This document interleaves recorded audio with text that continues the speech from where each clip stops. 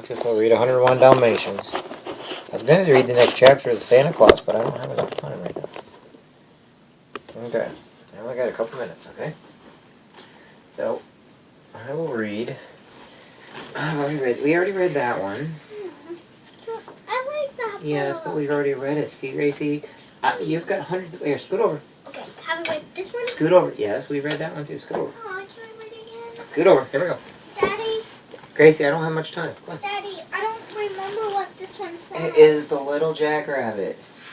Okay, this is called 101 Dalmatians, okay? Here, now look really close. Look right there. Look. Oh, you see what's in her eye? Can you see what's inside the eye? Can you see the picture in the eye? Look really, really close. Can you see it? Look, it's right there. I see it right there. See? No, you gotta get closer. You gotta get really, really close. See right there. Look, look, look really close. Can you see it? Look closer. Closer. Doink. Okay, here we go. Put that book down. Okay. Okay. There. I can't exactly read when it's all cut up. Okay, that book's getting thrown away.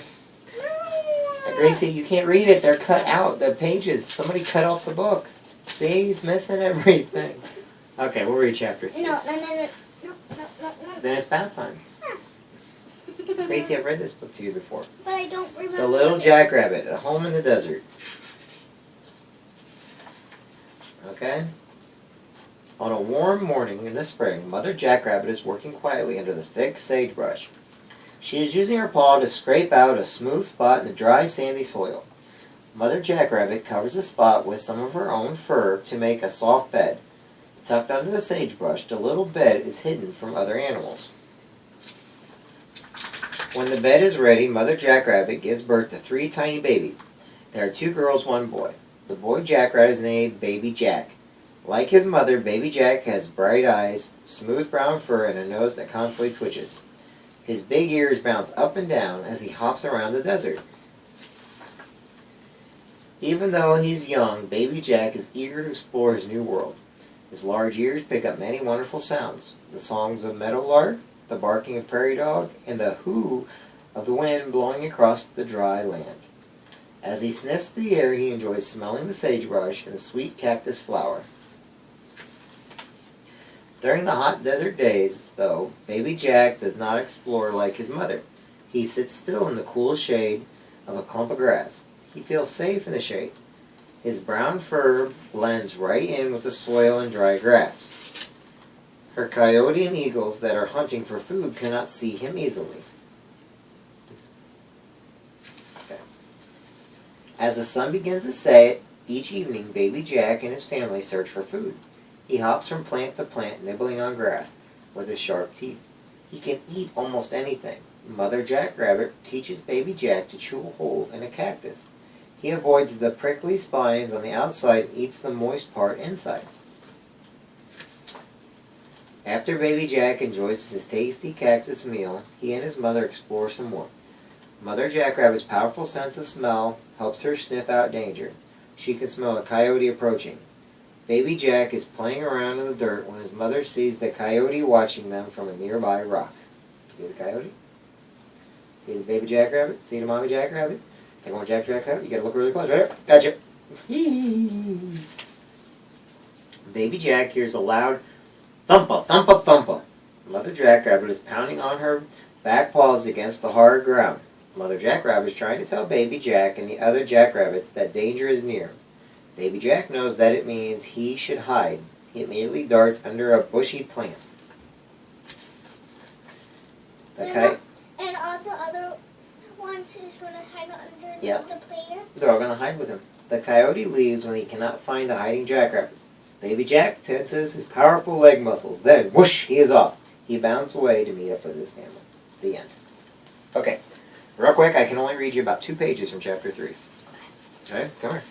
Hey! Come here. Okay. Remember the Santa Claus? We got to chapter 2. Now we're on chapter 3.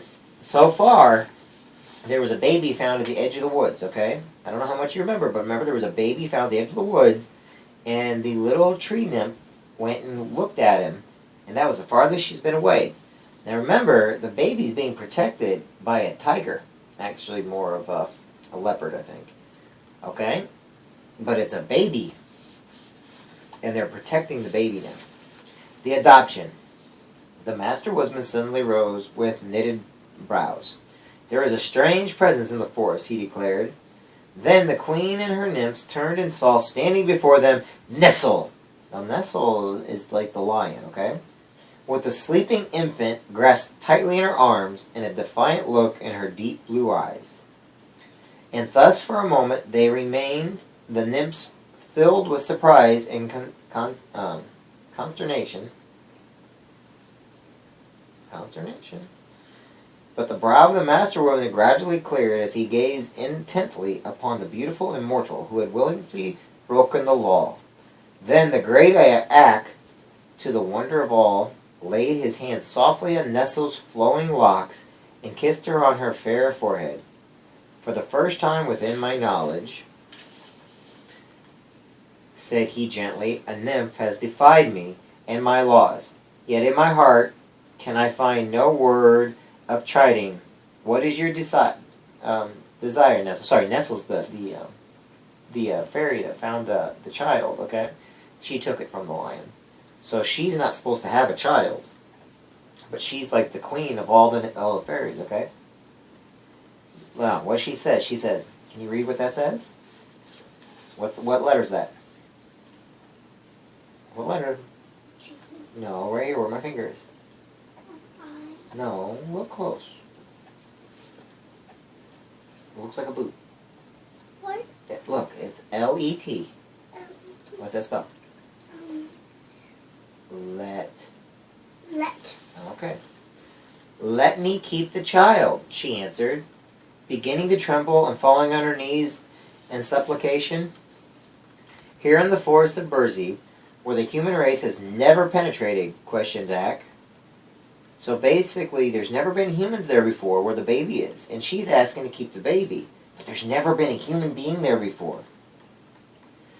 Here in the forest of Burzy, replied the nymph boldly, it is my home, and I'm weary for lack of occupation. Let me care for the baby. See how weak and helpless it is. Surely it cannot harm Burzy, nor the Master Woodsman of the world. But the law, child, the law, cried Ak sternly. The law is made by the Master Woodsman, returned Nestle. If he bids me care for the babe, he himself has saved from death. Who in all the world dare oppose me? Queen Zerlane, who had listened intently to this conversation, clapped her pretty hands gleefully as the nymph answered, you are fairly trapped, O Ak. Remember, Ak's the woodsman, so basically it's his laws. And she's asking him to change them, isn't she? She exclaimed laughingly, now I pray you, give heed to Nestle's petition. The woodsman, as was his habit when in thought, stroked his grizzled beard slowly, then said, she shall keep the babe, and I will give it my protection.